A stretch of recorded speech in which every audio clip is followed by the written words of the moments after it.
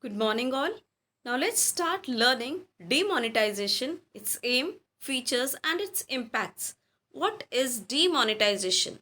Demonetization is the act of removing the current unit of currency of its status as legal tender. On 8th November 2016, our Honorable Prime Minister announced that with profound implications of Indian economy, it was decided to demonetize high value currency notes of denomination rupees 500 and 1000 with immediate effect, ceasing them to be legal tender in the near future. These notes accounted for almost 86% of country's cash supply.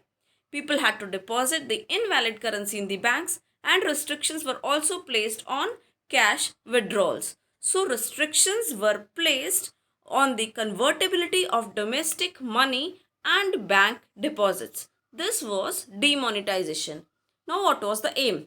Aim of demonetization was to curb corruption, counterfeiting, the use of high denomination currency notes for illegal activities, and especially the accumulation of black money generated by income that has not been declared to the tax authorities. So we had to take a control, the government had to take a control over the money which was not declared, that is, which was in the form of a black money in the country.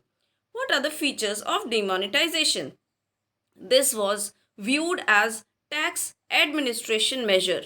Cash holdings arising from declared income was readily deposited in the banks and exchanged for new currency notes. But people holding black money, they had to declare their unaccounted wealth and pay taxes at a penalty rate.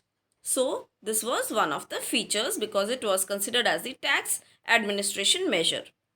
It also interpreted, we also understand demonetization as a shift on the part of the government indicating that tax evasion will no longer be tolerated or accepted. If you are not declaring your income properly and you are evading tax, that will no longer be tolerated by the government.